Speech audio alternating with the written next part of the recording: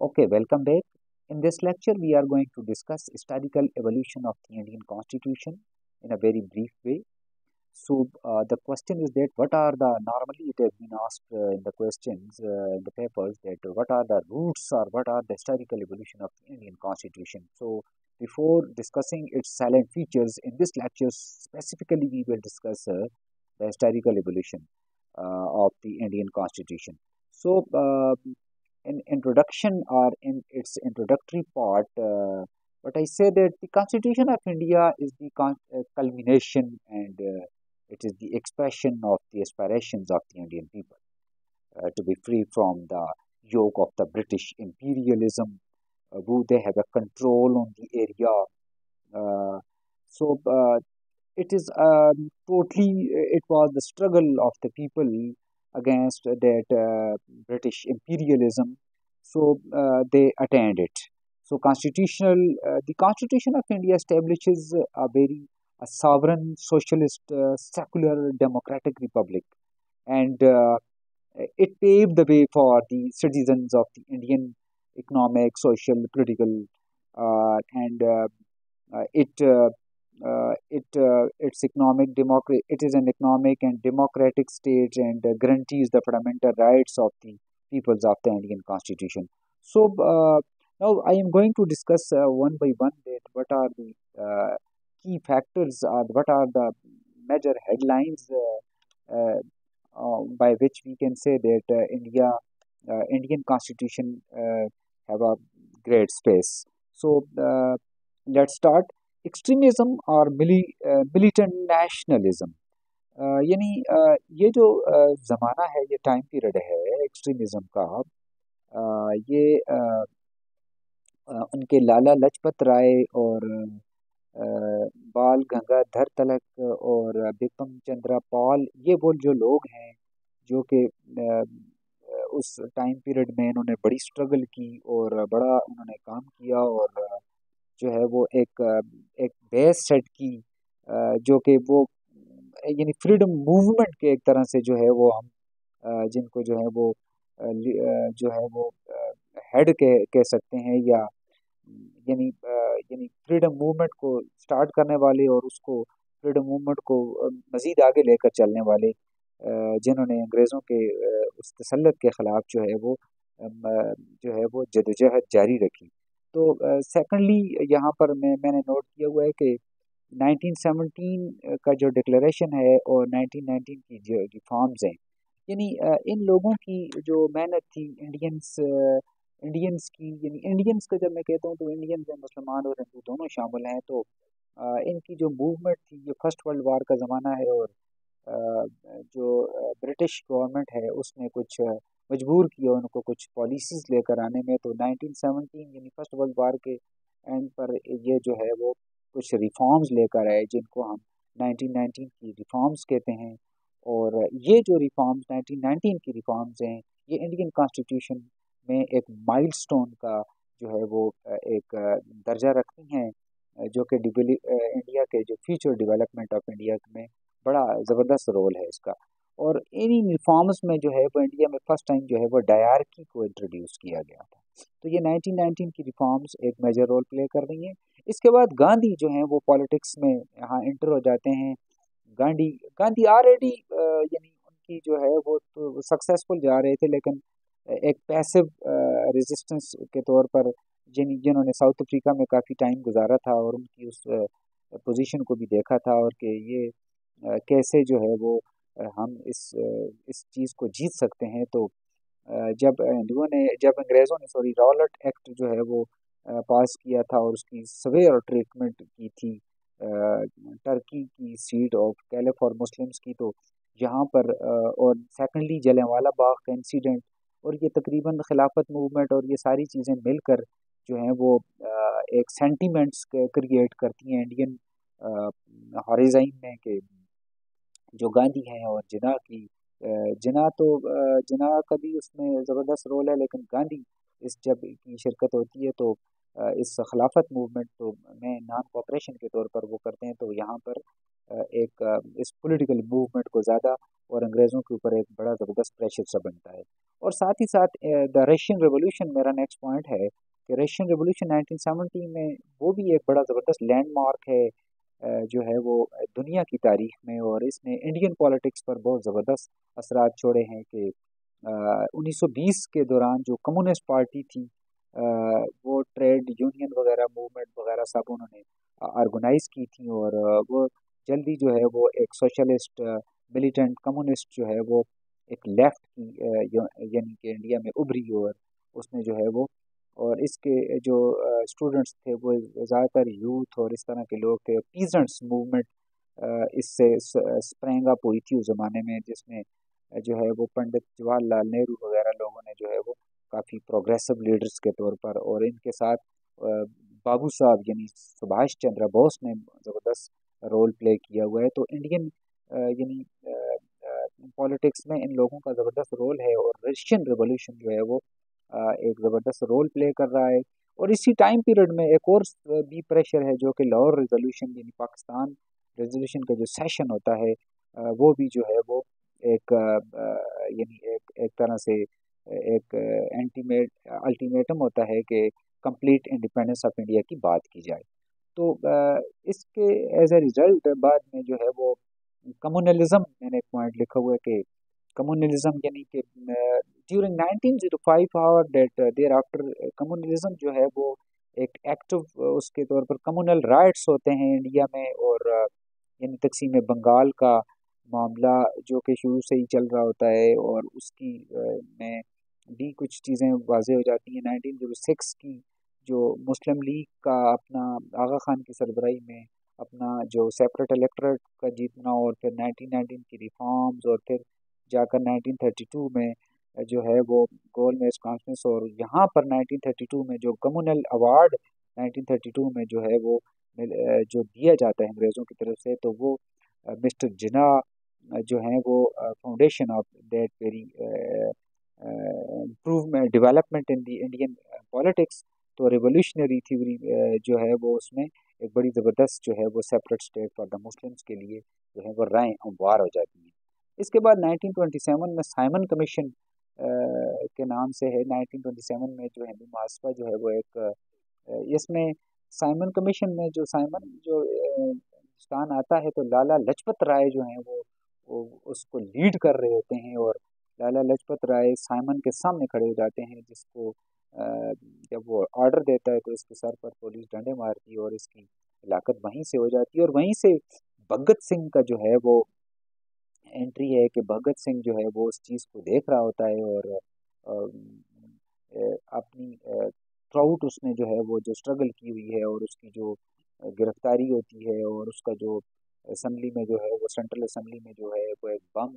جو وہ تھرو کرتا ہے، تو جس پر اس کا یہ شو کرنا ہوتا ہے انگریزوں کو کہ یہاں سے میں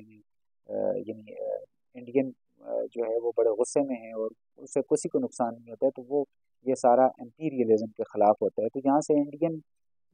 پالیٹکس میں بڑے زبردست پیٹریاٹ سامنے آتے ہیں، اور انگریز جو ہیں وہ کافی یعنی مجبور ہو جاتے ہیں. لیکن 1928 میں جو نہرو رپورٹ ہے وہ واضح کر دیتی ہے انگریزوں پر کہ یہ نہرو کمیٹی جو ہے وہ آل پارٹیز کو جو ہے وہ ریپرزینٹ کر رہی ہوتی ہے، اور مستقبل کا کانسٹیٹیوشن کے لیے سارا راہیں ہموار ہو رہی ہوتی ہیں. اس طرح سے اس کے جواب میں گو کے قائد اعظم کے 14 نکات بھی ہیں، لیکن نہرو رپورٹ ایک رستہ سا جو ہے وہ دے دیتی ہے. اس کے بعد راؤنڈ ٹیبل کانفرنسز ہیں جو کہ ایک بڑا زبردست رول پلے کر رہی ہیں کہ انڈین جو ہیں وہ انڈین اپنے ویسٹرن اپنے انٹرسٹ کے لیے ایک کانسٹیٹیوشنل ایڈوانسمنٹ انڈیا میں چاہ رہے ہوتے ہیں، جس کے لیے وہ یہ کام کرتے ہیں. اور کانگریس کا بھی اس میں زبردست رول رہا ہے کہ فنڈامنٹل رائٹس جو ریزولوشنس کے ہیں وہ ملنے چاہیے انڈینس کو. تو ایز اے ریزلٹ کیا ہوتا ہے کہ 1935 کا ایکٹ جو ہے وہ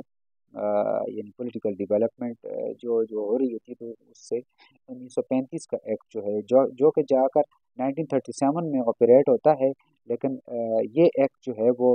انڈیا کو سب سے پہلا ایکٹ ہے جو کہ انڈیا کو ایک فیڈریشن یعنی کا جو ہے وہ درجہ دیتا ہے، جس میں کہ انڈین اسٹیٹس اور جو کہ برٹش کے ساتھ مل کر جو ہے وہ ایک حکومت کریں گی اور پروونشل اٹانومی ہوگی. سو یہ ایکٹ جو ہے وہ ایک پولیٹیکل، اس ایکٹ کی بہت سی شکیں ہیں، یہاں پر اس کو میں ڈیٹیل ڈسکس نہیں کرتا ہوں، لیکن یہ ہے کہ یہ ایکٹ جو ہے وہ ایک زبردست رول ہے پلے کر رہا ہے اس میں انڈین کانسٹیٹیوشن کی جو ہے وہ روٹس کو، یعنی جو ہے وہ اوپر لے کر آ رہا ہے. اسی ٹائم پیریڈ میں اس کے جو ٹائم پیریڈ ہے یہاں پر، جیسے میں نے ذکر کیا کہ وہ 1935 کا ایکٹ ہوتا ہے، اس میں 1937 میں انتخابات ہوتے ہیں اور کانگریس اپنی ساری سیٹیں جیت جاتی ہے، اور کانگریس جو ہے وہ 2 سال تک کے لیے حکومت بھی کرتی ہے. لیکن یہ سیکنڈ ورلڈ وار کا بھی زمانہ ہے، جہاں پر کہ انڈین ایک جو ہے وہ ایک پریشر سا بلٹ اپ ہوتا ہے اگینسٹ دی برٹش، کہ مہاتما گاندھی یعنی اگین جو ہے وہ ایک طرح سے ایک اٹینمنٹ آف انڈیپینڈنس کی، فل اٹینمنٹ آف انڈیپینڈنس کی بات کر رہے ہوتے ہیں، اور اسی اسنا میں جو ہے وہ آگسٹ آفرز جو ہیں وہ برٹش گورنمنٹ جو ہے وہ دیتی ہے. اور یہ اگسٹ آفر جو ہے وہ 1940 میں ہوتی ہے، کہ اگسٹ آفر سمپلی یہ ہے کہ انڈیا کو ڈومینین کا سٹیٹس جو ہے وہ جنگ کے بعد دے دیا جائے گا. ٹھیک ہے جی. اور مین وائل جو ہے وہ سچویشن کافی سی خراب ہوتی ہے، اور 1942 میں پھر جو ہے وہ کرپس بھی ہندوستان آتا ہے، کرپس مشن جسے کہا جاتا ہے، لیکن کوئی خاطر خواہ وہ نہیں ہوتا ہے. 1932 میں جو ہے وہ کرپس کا پورا دورہ وغیرہ کرتا ہے اور پروپوزل وغیرہ تیار کرتا ہے، لیکن آگے چل کر جو ہے وہ انڈین جو ہے وہ پولیٹیکل لیڈرز جو ہیں وہ اسپیشلی کانگریس جو ہے وہ آل انڈین نیشنل کانگریس جو ہے وہ ایک اپنی famous quit India resolution pass کرتی ہے 1942 میں، کہ بھائی ہندوستان چھوڑ دو اور انڈیا چھوڑ دو. ٹھیک ہے جی. تو اس کے ساتھ ہی اس پریشر کے ضمن میں آگے چل کر ویبل پلان آتا ہے، اور ویبل پلان اور شملہ کانفرنس جو ہے 1945 کا یہ جو ایونٹ ہیں، تو یہ ایک اور ایفرٹ ہے پولیٹیکل ڈیڈ لاک جو انڈیا میں تھا اس کو، یعنی اس کو کرنے کے لیے. اور لارڈ ویبل جو تھے وہ انوائٹ کرتے ہیں لیڈرز کو،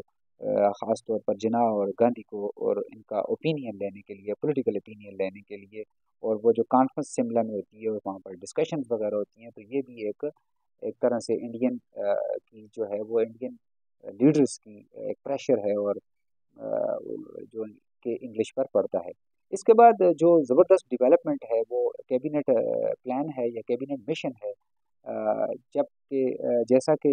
جاپان کے ساتھ جنگ جو ہے وہ 1945 میں ختم ہونے والی ہوتی ہے، اور جنرل الیکشنز جو ہیں وہ یو کے میں ہو رہے ہوتے ہیں. تو جنرل الیکشن یو کے میں جب ہوتے ہیں تو وہاں پر لیبر پارٹی اقتدار میں آ جاتی ہے، اور لیبر پارٹی جو ہے وہ یہ چاہ رہی ہوتی ہے کہ وہ ہندوستانیوں کو جو ہے وہ پاور جو ہے وہ ٹرانسفر کر دی جائے، اور پولیٹیکل ایکسپیرینسی. تو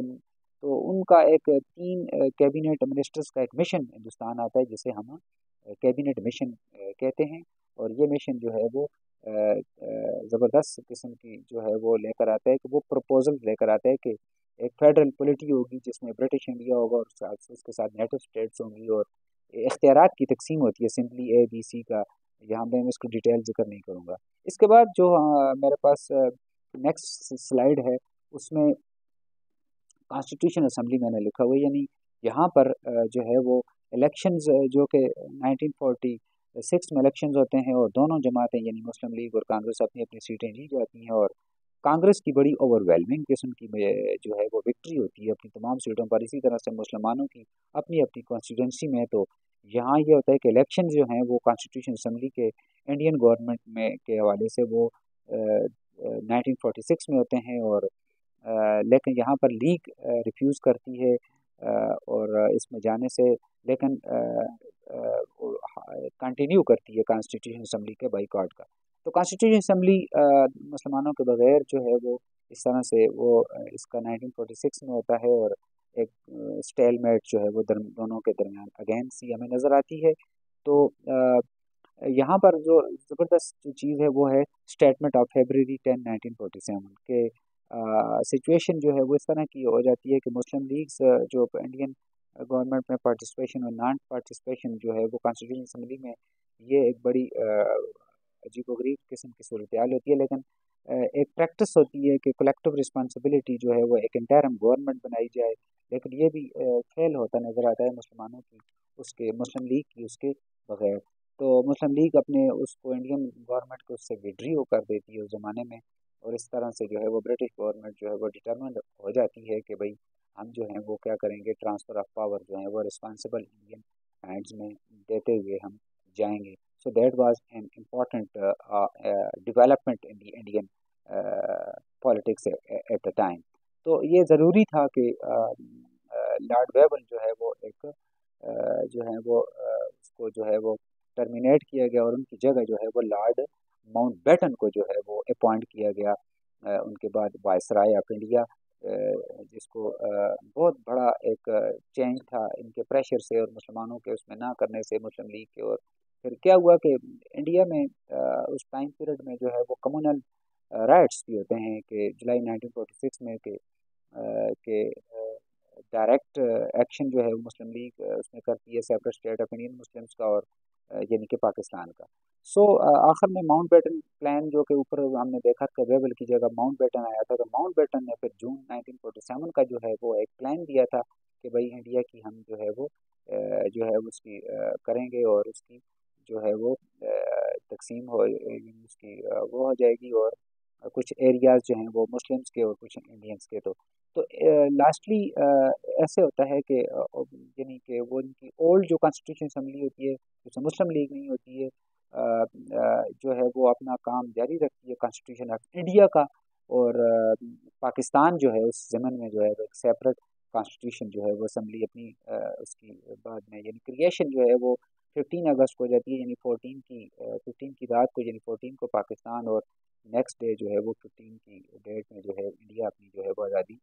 جو ہے وہ سیلیبریٹ کرتا ہے. تو جون 48 کی بجائے 47 میں جو ہے وہ یہ ٹرانسفر آف پاور جو ہے وہ ہو جاتی ہے. اور لاسٹلی انڈین انڈیپینڈنس ایکٹ جو ہے وہ جو ایک بل ہوتا ہے کہ جس میں کہ ماؤنٹ بیٹنس پلان آف 3 جون 1947 کی پروپوزل ہوتی ہیں جو کہ برٹش پارلیمنٹ میں پیش ہوتا ہے, اور 3 جولائی 1947 کو, اور برٹش جو پارلیمنٹ ہوتی ہے اس بل کو پاس کر دیتی ہے, اور اسی طرح سے یہ ایکٹ جو ہے وہ ٹو ڈومینین کا جو ہے وہ انڈیا کو اسٹیٹس دے دیتا ہے سمپلی کہ انڈیا جو ہے وہ یہاں اس کی وہ ہو جاتی ہے. تو یعنی ہم یہ دیکھتے ہیں اس ٹوٹل لیکچر میں کہ انڈین کانسٹیٹیوشن جو ہے وہ کس طرح سے اس کی ایوالو ہو رہا ہے, کس طرح سے انڈینس نے اسٹرگلس کی ہیں, اور انگلش کے خلاف جو ہیں وہ برٹش جو امپیریلزم اس کے خلاف لڑتے رہے ہیں, اور کبھی اکیلے اور کبھی انڈینز جو ہیں وہ مسلم لیگ کے ساتھ, اور کبھی اس طرح سے. تو کرتے کرتے انہوں نے جو ہے وہ اپنا اچیومنٹ کی, اور بڑا ایک کانسٹیٹیوشنلی جو ہے وہ انہوں نے اپنا یہ جیت جو ہے وہ حاصل کی. So thank you very much.